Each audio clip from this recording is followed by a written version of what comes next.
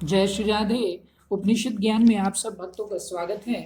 भक्तों, हम बात कर रहे हैं कि केनोपनिषद में भी अनुसंधान है। भक्तों, एक्सपेरिमेंट है। ये पहले ही कहा जा चुका है, ईशोपनिषद और श्वेताश्वरोपनिषद संपूर्ण सिद्धांत के शील शिखर पर समारूढ़ है। यहाँ समस्त समीक्षाओं का अन्वेषण आदि समाप्त हो गया है। ऋषिगण यहाँ ज्ञान विज्ञान संचय संशय होकर तत्व विमान पर विचरण करते हैं। वे तत्व ज्ञान के सीमा शेष पर आ पहुंचे हैं। जो कुछ जाना जाता है सब जान चुके हैं, प्राप्त कर चुके हैं, देख चुके हैं। ज्ञानाभियान की समाप्ति कहाँ है ये भी जान चुके हैं।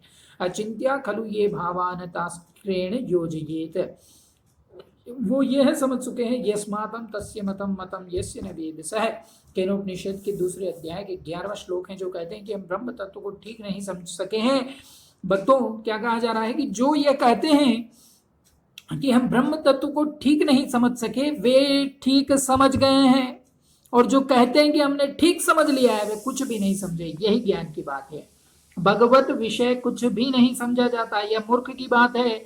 उसने भगवत कृपा का स्पर्श नहीं पाया है। भगवत विषय सारा समझा जा सकता है, यह भी मिथ्या कथन है। भक्तों, अनेज देकम मनसो जवियो नेन देव आपन पूर्व मर्षद है एवं एको देव सर्वभूतेषु गुण सर्वव्यापी सर्वभूतांतरात्मा कर्माध्यक्ष सर्वभूतादिवास साक्षी जेता केवलो निर्गुणश्च है। श्वेताश्वर उपनिषद के 4वें अध्याय के 11वां श्लोक इत्यादि वचन ईशोपनिषद और श्वेताश्वरोपनिषद में सर्वत्र है। उपनिषद का ज्ञानाभियान यहाँ अन्वेषण समाप्त करके आए, तत्व दर्शन और सिद्धांत की भूमि पर आरोहण कर चुका है। छांदोग्य का अस्य लोकस्य का गतिरित्यकाश इति होवाच। छांदोग्य उपनिषद के पहले खंड के 9वें अध्याय का पहला श्लोक इत्यादि काल और भाव दोनों को ही दूरत्व से बहुत दूर कर रह गए हैं। श्वेताश्वरोपनिषद अतुलनीय है।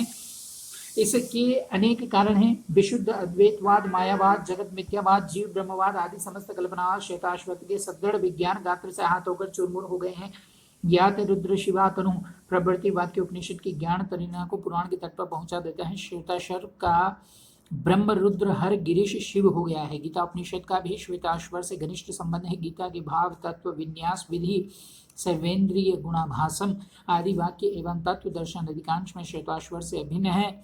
श्वेताश्वतर में सर्वप्रथम सांख्य दर्शन की भूमिका है। तमेक ने मिम श्लोक और स्थूलानि सूक्ष्माणि बहुनी चैव रूपाणि देहि स्वरगुणन वर्णोति इत्यादि सांख्य तत्व है। श्वेताश्वर के 2वें अध्याय में पातंजल योग, पतंजलि का योग दर्शन एवं गीता के ध्यान योग का आभास है। भक्ति के बिना कोई भी ज्ञान अंतर में उद्भावित नहीं होता है। यह महावाक्य जो है श्वेताश्वर में ही सर्वप्रथम ध्वनित हुआ है। कोशीत की उपनिषद के उज्ज्वल राज्य पर प्रवेश करने पर प्रतीत होता है कि पुराण का शोभा सौंदर्य समन्वित असीम देश अब अधिक दूर नहीं है। गोपाल तापनी और कृष्णोपनिषद, श्रीमद् भागवत और विष्णु पुराण आदि की ओर मार्ग खोल देते हैं। राम तापनी उपनिषद का उद्देश्य ज्ञान नहीं है, भक्ति है। श्री रामोपासना ग्रंथ है, साधन भजन के उपदेश से पूर्ण है। मंत्रमय उपनिषद है, इसका पथ निर्देश तंत्र की ओर है। वैदिक साधना देवता विज्ञानात्मिका है, सकाम याग यज्ञ क्रियामय है। उपनिषद साधन विश्व प्रपंच में सगुण निर्गुण द्वैताद्वैत ब्रह्मानुसंधानात्मिका है। पौराणिक साधन भगवत भावना, भगवत अनुरागमयी भक्ति साधना है। अमृत रूत रस की साधना है। वच्चिन्मयी सत्ता के परमानंद वस्तु सत्ता के नित्य प्रेम सुखमय सत्य साम्राज्य के प्रवेश पद का अनुसंधान करने में संलग्न है। तंत्र प्रधानता शक्ति साधनामय विद्या है। तंत्र में अध्यात्म योग कर्म ज्ञान भक्ति मुक्ति सभी कुछ है। तंत्र सिद्धि स्वामी है, तांत्रिक शक्ति साधक है। मंत्र तत्व विद्धि है। हिंदू शास्त्र हिंदू धर्म आश्चर्य परिमय है, उसका आदि अंत नहीं। यह अगाध अपार ज्ञान विज्ञान दर्शन प्रेम भक्ति पारावार है। यदि पुण्य मरण प्राप्त करना चाहते हो तो आओ कूद पड़ो इस दिव्य सुधा सलील सागर में, यही अमृत मरण है। भक्तों, अनंत अपौरुषीय वेद वांग्मय ज्ञान कांड है। वह उपनिषद साहित्य जिसके बल पर अध्यात्मवादियों ने घोषणा की कि तत्कर्म यन्न बंधाए सा विद्या सा विमुक्तये। कर्म वह है जो बंधन के लिए न हो, और विद्या वह है जो बंधन से मुक्त कर दे। ऋषियों ने इसी विद्या के प्रकाश में अनंत सच्चिदानंद पर ब्रह्म का साक्षात्कार किया है और कराया है। इस विद्या को ब्रह्म विद्या कहकर परम तत्व ब्रह्म के साथ रहने वाले उसके संबंध को भी स्पष्ट कर दिया है। प्रतिपादन पद्धति विशेष ज्ञातव्य परंपरा आदि के भेद से उसके अनेक रूप स्वाभाविक थे, जो विविध उपनिषदों में तथा एक ही उपनिषद के विविध भागों में परिग्रहित होकर साधकों के लिए प्रत्यक्ष भी हुए हैं।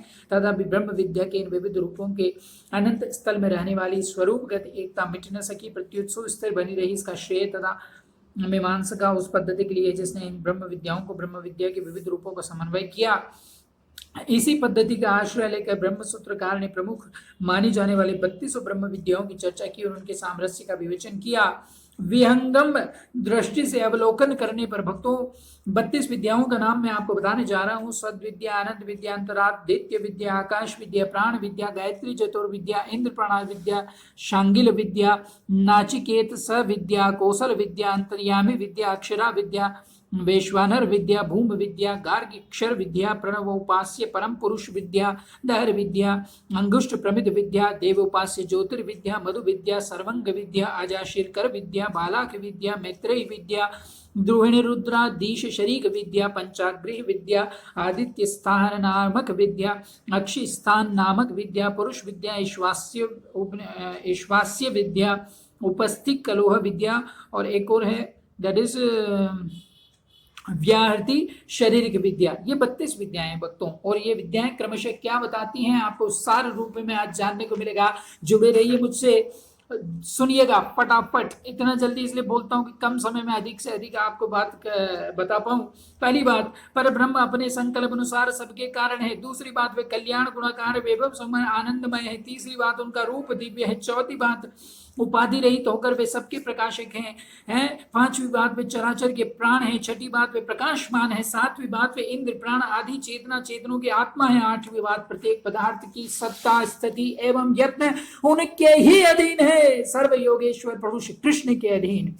नौवीं बात, समस्त संसार को लीन कर लेने की सामर्थ्य उनमें है। 10वीं बात, उनकी नित्य स्थिति नेत्र में है। 11वीं बात, जगत उनका शरीर है। 12वीं बात, उनके विराट रूप की कल्पना में अग्नि आदि अंग बनकर रहते हैं। 13वीं बात, स्वर लोक आदित्य आदि के अंगी बने हुए वे वैश्वानर है। 14वीं बात, वे अनंत ऐश्वर्य संपन्न है। 15वां, वे नियंता है। 16वां, वे मुक्त पुरुषों के भोग्य हैं। 17वां, वे सबके आधार है। 18वें, वे अंतर्यामी रूप से सबके हृदय में विराजमान है। 19वां, वे सभी देवताओं के उपास्य हैं। 20वां, वे वसु रुद्र आदित्य मरुत और साध्यों के आत्मा के रूप में उपास्य हैं। 13वां, अधिकार अनुसार वे सभी के उपासनीय है। 21वां, माफ कीजिएगा, 22वां, वे प्रकृति तत्व के नियंता है। 23वां, समस्त जगत उनका कार्य है। 24वां, उनको साक्षात्कार कर लेना मोक्ष का साधन है। भक्तों 25वां, ब्रह्मा रुद्र आदि आदि देवताओं के अंतर्यामी होने के कारण उन देवताओं की उपासना के द्वारा ही वे प्राप्त होते हैं। जब हम उन देवताओं की उपासना करते हैं तो वो प्राप्त होते हैं। कौन? प्रभु श्री कृष्ण। भक्तों 26वां, संसार के बंधन से मुक्ति उनके अधीन है। 27वां, वे आदित्य मंडलस्थ है। 28वें, पुंडरीकाक्ष है। 29वां, परम पुरुष पुरुषोत्तम है। 30वां, वे कर्म सहित उपासनात्मक ज्ञान के द्वारा प्राप्त होने वाले हैं। 31वां, उनके प्राप्त करने में अनिवार्य होते हैं अन्य भोजनादि विषय के नियम भी। और 32वां, व्याहतियों की आत्मा बनकर वे मंत्रमय है। भक्तों, यह हृदयंगम कर लेने पर ब्रह्म के स्वरूप, रूप, गुण, विभय आदि के संबंधों में उठ सकने वाले सभी शंकाओं का समाधान इतना आसानी से यहाँ मिल रहा है। सगुण, निर्गुण, भेद, अभेद, द्वैत, अद्वैत, नित्य विभूति, लीला विभूति की उलझने भी सुलझ जाती हैं, किंतु पृथक पृथक ब्रह्म विद्याओं में पर ब्रह्म के पृथक पृथक नामकरण ब्रह्म विद्याओं के मौलिक स्वरूप संदेह के कारण बन सकते हैं। इसके लिए शेषावतार श्री रामानुज मुनिंद्र ने ब्रह्म सूत्र के लिंग हुए सत्वाधिकरण में तैत्तिरीय उपनिषद के नारायण वाक को उपस्थित करते हुए लिखा है। क्या लिखा है? श्री भाष्य में आता है भक्तों, पर विद्यासु अक्षर शिव शंभु पर ब्रह्म ज्योतिर पर तत्व परमात्मादि शब्द निर्दिष्टम उपास्यम वस्तु ईहते एव शब्दे अनुद्य तस्य नारायणत्वं विदिते। ब्रह्म विद्याओं में जो अक्षर शिव शंभु पर ब्रह्म पर ज्योति पर तत्व परमात्मा आदि शब्द आए, उन्हीं शब्दों में यहाँ नारायणानुवाक में उपास्य परम तत्व का निर्देश करते हुए उनके नारायण होने का विधान किया गया है। साथ ही भक्तों, अथो वाक्यात ज्ञानन्नदेव ध्यानोपासनादि शब्द वाच्यम ज्ञानम वेदांत वाक्योर्विदितम्। इस बात को लिखकर ब्रह्म विद्या से होने वाले ज्ञान को वाक्यार्थ ज्ञान तक सीमित न करके उसके ध्यान, उपासना आदि शब्दों को वाच्य ठहराए। इस प्रकार निर्णय करने में श्री भाष्यकार को पांचरात्र आगम और भगवत गीता का समर्थन तथा सर्वश्री बोधायन टंक द्रमिडाचार्य की परंपरा का बल भी प्राप्त हुआ था। कहने ना होगा कि जहां पांचरात्र आगम ने ज्ञान कांड को आराध्य परक और कर्म कांड को आराधना परक बताकर भगवत आराधना में संपूर्ण वेद वांग का विनियोग किया। गीताचार्य ने ज्ञान कर्मानुग्रहित भक्ति योग का उपदेश देकर ज्ञान कांड के उपासनात्मक स्वरूप को जागृत किया। वहां महर्षि बोधायन की परंपरा ने कर्म मीमांसा, देवत मीमांसा और ब्रह्म मीमांसा का सम्मेलन कर सर्व कर्म आराध्य सर्व देवांतरयामी पर ब्रह्म की उपासना को परम पुरुषार्थ का साधन स्थिर करके ब्रह्म मीमांसा की प्रधानता स्थापित की। इस प्रकार ब्रह्म विद्याओं का जो मौलिक उपासनात्मक स्वरूप सामने आता है, उसको साध्य भक्ति समझ लेने पर यह भी कह देना आवश्यक है कि जो ब्रह्म विद्याओं के मौलिक स्वरूप के अंतर्भूत सिद्ध भक्ति का संदेश भी श्री रामानुज मुनिंद्र ने दिया है।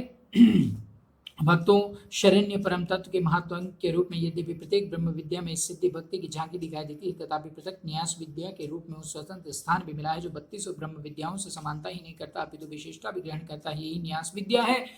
परम गुह्यतम वह शरणागति मार्ग जिसमें परम पुरुष की कृपा के सहारे साधक कृतार्थ और कृतकृत्य हो जाता है। इन विद्याओं के रूप में ब्रह्म विद्या ब्रह्म को प्राप्त कराने वाली विद्या है, परंतु न्यास विद्या के रूप में पर ब्रह्म की अपनी दयामयी विद्या है जो साधन की सारी कठिनाइयों को दूर कर और सारी बाधाओं को मिटाकर अकिंचन अन्य गति साधक को स्वयं ब्रह्म तक पहुंचा देती है। जय श्री राधे। आपका बहुत बहुत धन्यवाद।